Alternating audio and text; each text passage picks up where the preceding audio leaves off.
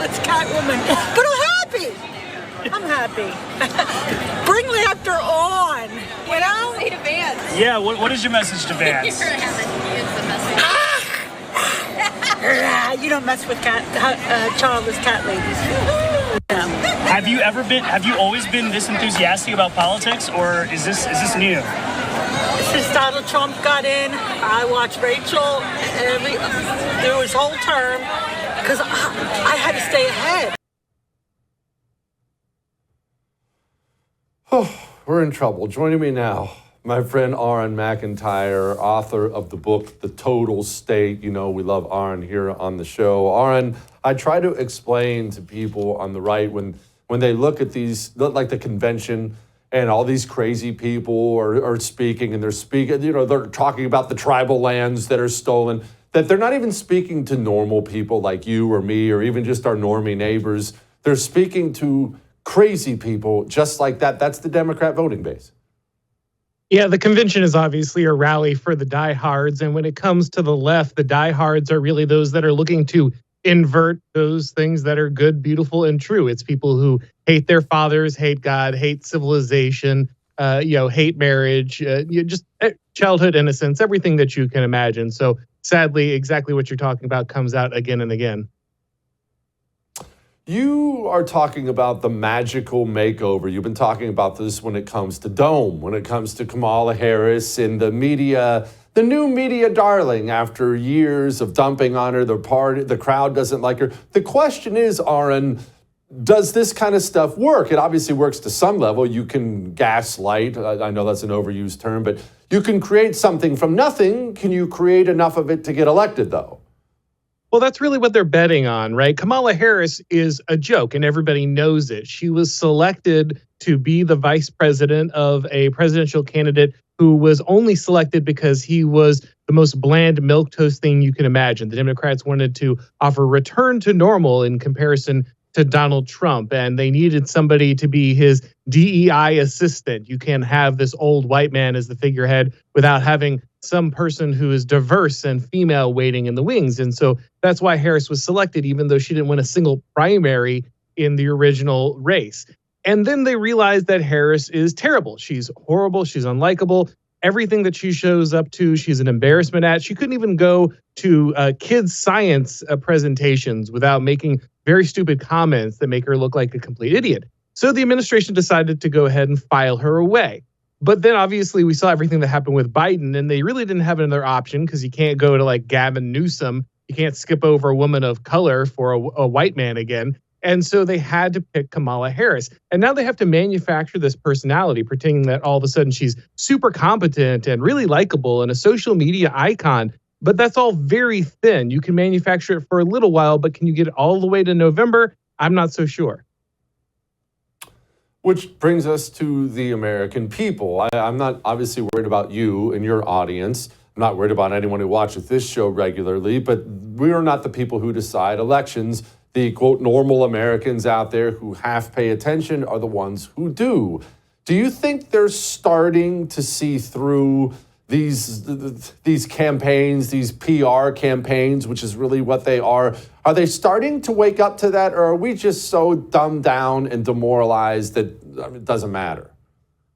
Well, I think that the propaganda machine that you're talking about, this kind of PR monolith that has been pushing messages to the American people, had a great amount of power and still has a great amount of power. We wouldn't have gone through everything we did during the COVID lockdowns if it hadn't been for the amazing, stunning power of propaganda and the ability of media and social media to collude.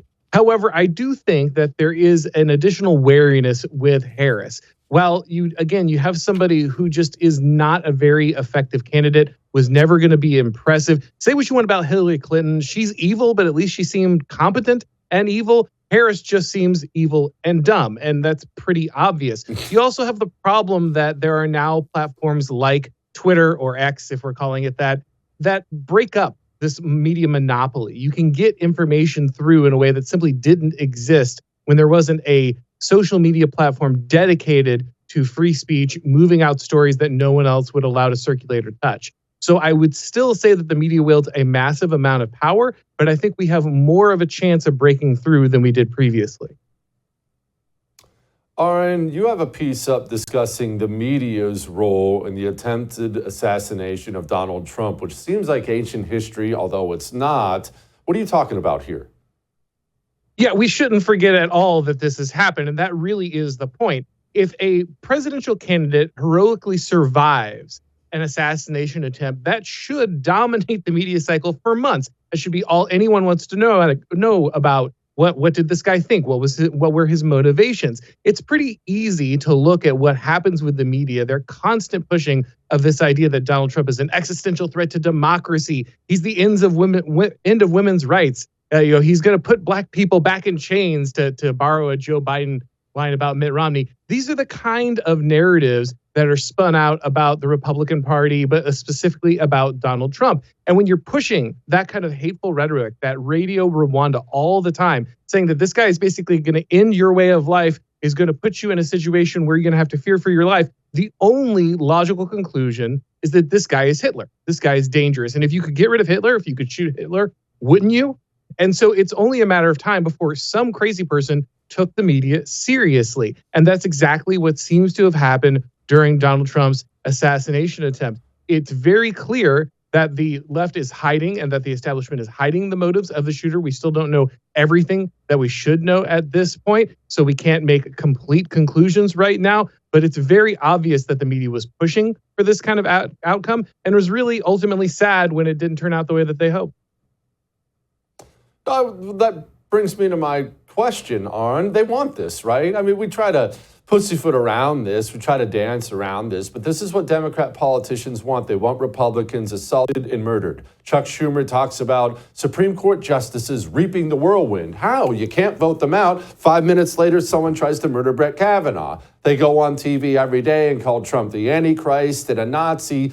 They do this with the intention that some nutball on the bottom is going to pick up a gun and kill one of them. This is obviously what they want. They haven't toned down any rhetoric when these things happen. They ramp it up. No, that's exactly right. I mean, you think back, I believe it was Maxine Waters talking about how her supporters should directly assault and harass Republicans. Again, like you're talking about with the Supreme Court, the White House specifically requested violations of the law by protesters to go to the houses of Supreme Court justices. That is explicitly illegal. They went ahead and did it anyway, even after a Supreme Court justice had received a credible threat on his life, a credible attempt on his life. And now we see it with Donald Trump. They want to wield violence. This is why they encourage the BLM and Antifa riots. That's why the person who was bailing out violent rioters who were burning down buildings and killing people, the person who is organizing their bail to get them out of jail, she is now running for the presidency of the United States on the Democratic ticket. This is exactly their plan. They want political violence. They just want to be the only ones allowed to wield it. Auron, is the sliver of the population who buys these endless media lies, is it shrinking? I know they're violent. I know they're radical. I know they're not going to stop. I know they're not going to back off. But is that portion shriveling up a little bit? I think the good news is that the farther the narrative gets from reality, the more people break away. It's still powerful. It still moves a lot of people in a very dangerous direction. But it is increasingly difficult to look at the world around you and say, oh, no, really, I think price controls would probably solve the problem at the grocery store. No, ultimately, it's not the open border that's the issue. We just have to increase our level of tolerance. If we could just drain a couple more $1 billion, $1 trillion out of middle-class Americans and hand it over to illegal aliens who may be attacking them, sexually assaulting their daughters, bringing in violent crime and fentanyl and these kind of things. If only we could do that, that would solve the problem. That's a harder and harder sell every day. Again, there's still the hardcore people you're talking about. They're still dangerous. It still has a high degree of impact on people. But I do think it is slowly wearing away. Its effectiveness is slowly going away. His book is The Total State. I highly, highly recommend it. Auron, as always, thank you, my brother.